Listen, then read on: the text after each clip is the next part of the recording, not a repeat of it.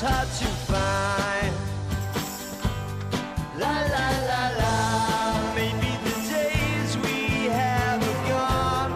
Living in silence far too long.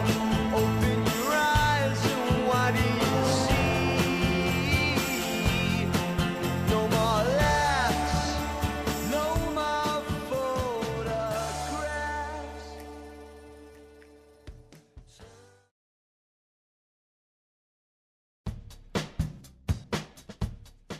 Il calcio è la mia seconda moglie, la mia amante, per cui questo è quanto. Mi ha dato veramente tutto quello che mi poteva dare. Il primo ricordo è quello della strada, quando col gesso facevamo i segni delle porte e facevamo le partite in mezzo alla strada. E quando poi passavano le macchine ci si fermava per far passare le macchine e si riprendeva la partita una volta passate da quel punto, per cui tutti i quartieri, diciamo Lagaccio, San Teodoro, via Venezia, noi di via Bologna, per cui però ci incontravamo sempre per fare queste sfide di calcio. A volte andavamo noi nel loro quartiere, a volte venivano loro nel nostro. E sì, tante volte, la maggior parte delle volte poi finiva anche a manate, però la volta dopo ci si rincontrava di nuovo. Non c'erano tante scuole calcio come ci sono oggi, ormai è diventato un business.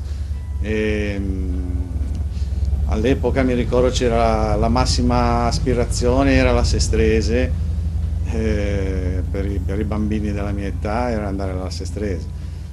Io poi a un certo punto, quando sono arrivato ai 6 anni, la mia aspirazione era quella di andare a fare il raccattapalle alla domenica per il Genoa e per la Sampdoria. Tant'è la voglia che avevo di calcio. Sicché chiesi a mia madre se potevo andare in sede del Genoa della Sampdoria a chiedere se mi avessero fatto fare il raccattapalle. Io mi presentai un giorno in via 20 settembre alla sede della Sampdoria e chiesi se la domenica potevo andare a fare il raccattapalle. C'era un signore anziano, che non so neanche chi era, che mi disse: va, vieni a fare un provino a Molassana lunedì, se vuoi giocare a pallone che te lo facciamo. E io con mia mamma andai al campo e mi ricordo l'allenatore era Davide Cafferata.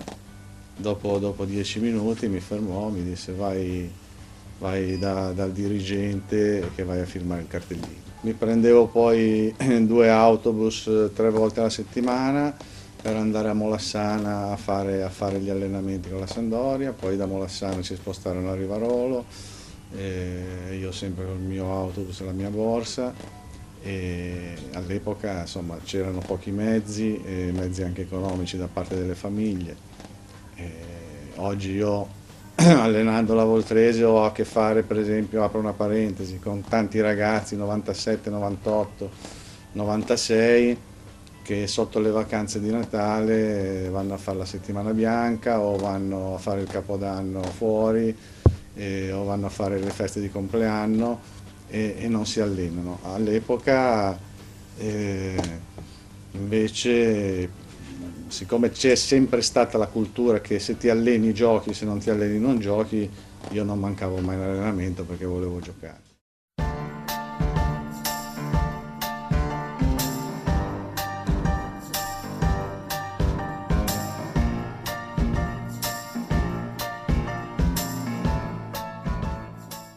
A un certo punto arrivai a giocare alla primavera, l'allenatore era Caffaratti, Franco, e fine stagione dovevamo andare a fare un torneo in Francia e c'era Fulvio Bernardini che disse: allora Navone lo diamo al Molassana così paghiamo l'affitto dei campi d'allenamento. E Caffarati disse: vabbè dottore, portiamolo a fare questo torneo con noi e poi dopo al ritorno decidiamo cosa farne, perché secondo me, insomma, lui credeva abbastanza in me.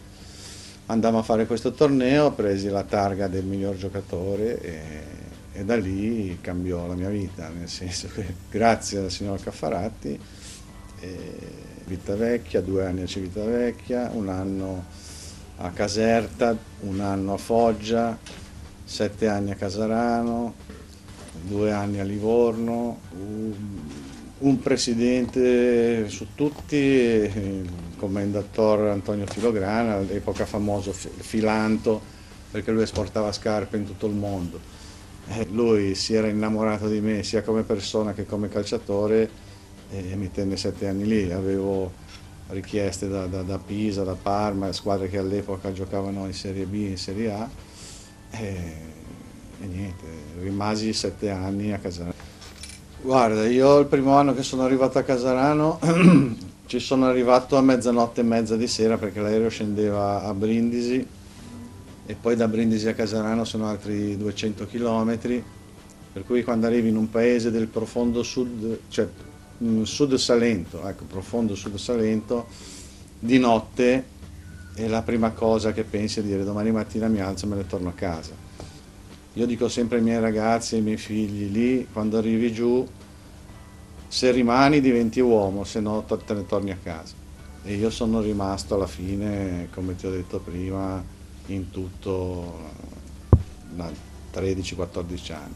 E quando le cose vanno bene ti portano in paradiso, quando le cose vanno male non ti fanno uscire di casa, perché l'affetto di queste tifoserie è talmente tanto. Loro vivono 7 giorni su 7 per arrivare alla partita della domenica. Un'altra tifoseria importante che mi è rimasta proprio nel cuore, come la gente del sud, è quella di Livorno. Livorno, io ho sempre detto che Livorno non è una città del nord, ma è una città, sono persone calde, così calde come le ho trovate giù. C'è stato un anno che io non facevo parte della rosa del Casarano, perché venne allenatore Veneri, un certo Veneri, che poi è stato anche qui alla Sampdoria a fare da prestanome a David Platt. Se non che un giorno suona al telefono il presidente Filograna, che non sapeva niente, mi disse: Navone, cosa fai? Dico, l'allenatore non mi ha portato in ritiro, me ne sono venuto a casa.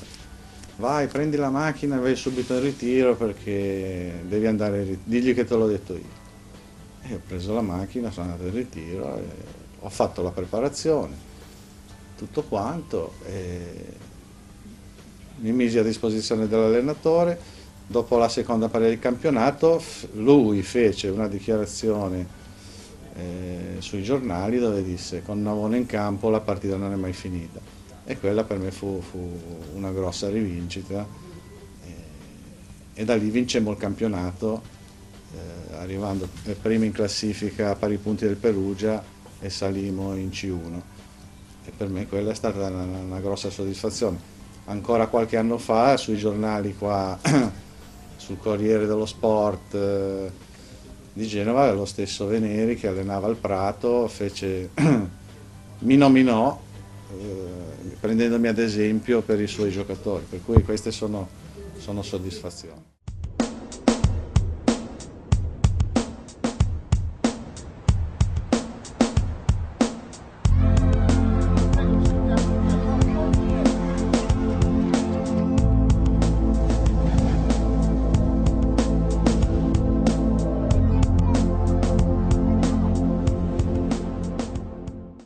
Quando giocavo ero già un allenatore in campo, tra virgolette, ero un trascinatore, per cui i ragazzi, i miei compagni mi seguivano. Poi mi sono trovato, quando ero all'Isola d'Elba, la società mi chiese di prendere la squadra e io lo feci. Da lì ho iniziato a fare allenatore-giocatore e finché ho potuto ho anche sempre giocato. Poi nel 2000 venni a Genova, andai a Voltri a fare il giocatore, anche perché a Genova ormai non conoscevo più nessuno.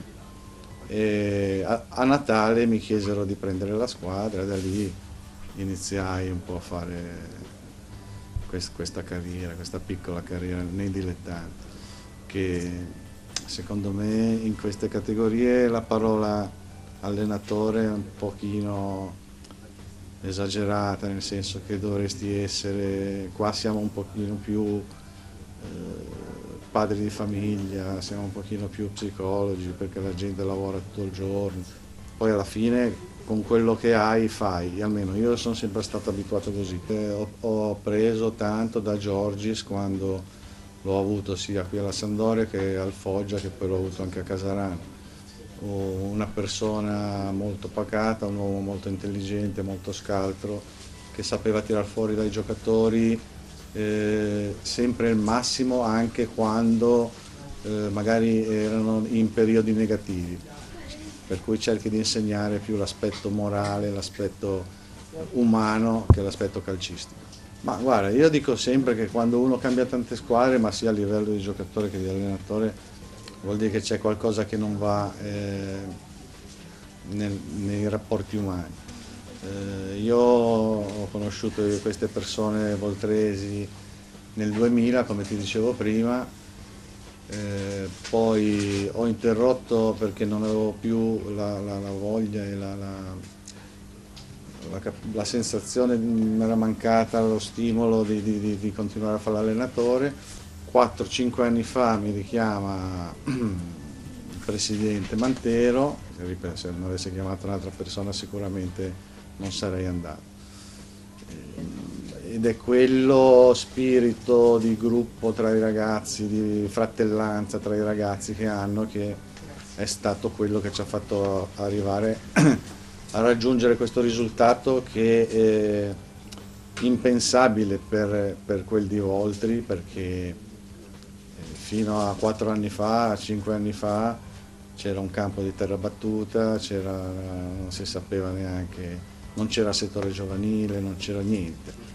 Adesso c'è un settore giovanile all'avanguardia, c'è una struttura all'avanguardia e la categoria che è un po' la Serie A dei dilettanti la merita tutta. Giocatori bravi, ne ho trovati tanti, giocatori con la testa e bravi ne ho trovati pochi, forse zero, perché le capacità tecniche che aveva Susino, le capacità tecniche che aveva Varone, per non parlare adesso di Cardillo, sono tutti ragazzi che avrebbero potuto fare, secondo me,